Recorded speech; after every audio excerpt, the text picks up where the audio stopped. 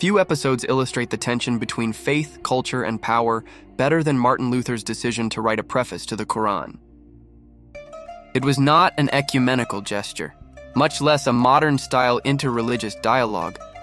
It was something rawer, more historical, revealing the theological and political logic of the 16th century. The Protestant Reformation was underway, and Luther, already excommunicated, was both feared and widely read across Europe.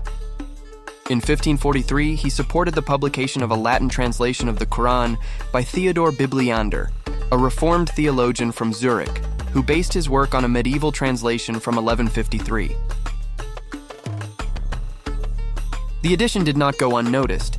It was initially banned, but the intervention of Luther and his close collaborator, Philip Melanchthon, was decisive in getting the text published in Basel. The Quran was, for Luther, a spiritual and theological threat. At the same time, it was a work that had to be known in order to be refuted. That was the logic of the time. It was not enough to reject the arguments of Islam based on rumors or prejudice. It was necessary to demonstrate, using the Islamic texts themselves, their inconsistencies, contradictions, and, according to the Reformed view, doctrinal errors. That is why Luther wrote his famous preface to Bibliander's work. In Latin, with his acidic, confrontational, and aggressive rhetoric, Luther paves the way for reading the Quran like someone opening a beast's cage. He wants everyone to see it up close before pointing out the dangers. Luther's gesture should not be romanticized. His preface is marked by insults, caricatures, and prejudices that do not withstand the scrutiny of contemporary theological ethics.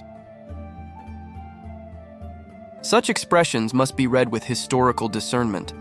They are incompatible with the pastoral and missionary responsibility of our time, but reveal, with brutal honesty, the Reformers' combative spirit. The language used was not the exception. It was the rule. It was a time when theological debates were open, public battles, often violent, in words and in deeds.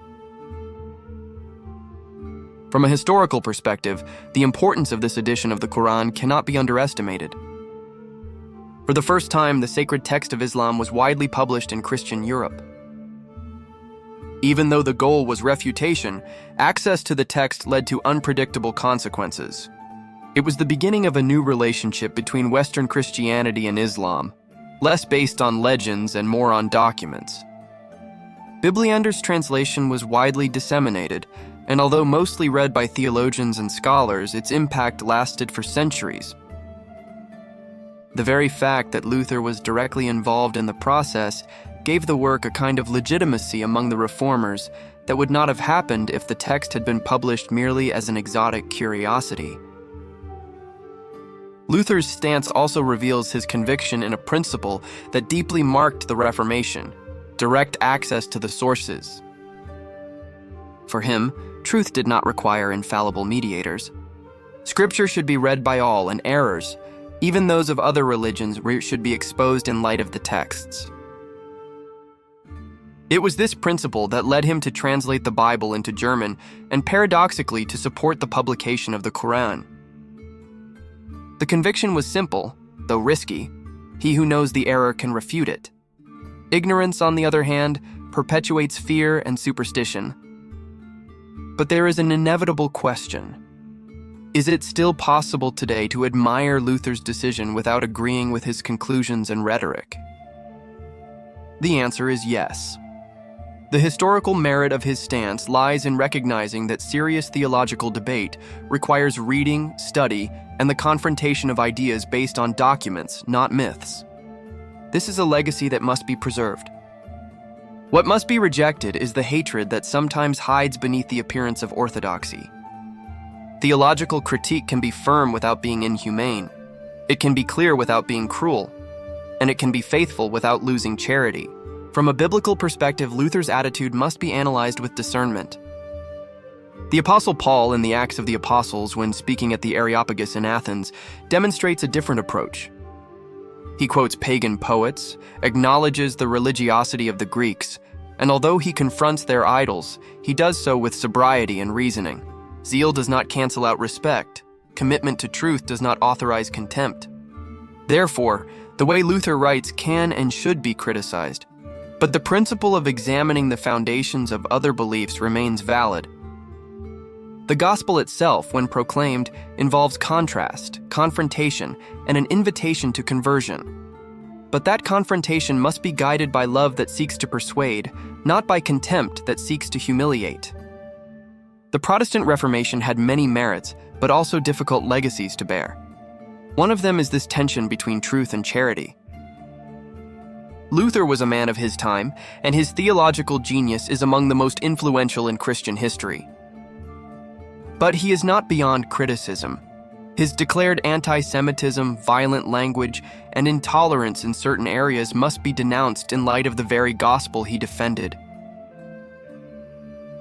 The Reformed tradition need not be a cult of personality, but a constant pursuit of faithfulness to Scripture. And Scripture teaches us that the fruit of the Spirit is love, peace, patience, kindness, and self-control. From an ecclesiological perspective, the publication of the Quran with support from reformers is a milestone that reminds us that interreligious dialogue, even when born from disagreement, must be based on truth and mutual reading. This is not about relativism, it is about responsibility. A church that knows Scripture but ignores the texts of other religious traditions cannot claim to be prepared for witness in a plural world. Ignoring the Quran out of fear is as dangerous as accepting it uncritically out of convenience. The biblical path is different: to know, examine, test, refute with gentleness, and proclaim with clarity. The publication of the Quran in 1543, with prefaces by Luther and Melanchthon, is one of those episodes that encapsulate both the best and the worst of a movement. The best, the desire to examine everything and retain what is good. The worst, the temptation to use truth as a weapon of war. We live in another time, a time when Christianity needs more bridges than walls, more wisdom than slogans, more humility than arrogance. But honesty requires that we look at the past as it was, not as we wish it had been. And in looking, we must learn. Why would a reformer like Luther, with all his flaws and insights, see value in reading and publishing the sacred book of another religion, even if only to refute it? And what does that say about the role of the church in the world today? If you've watched this far, consider subscribing to the channel, leaving a comment, liking, and sharing this video. So, let's move forward together on this journey of knowledge. I'll stop here for now. See you in the next video.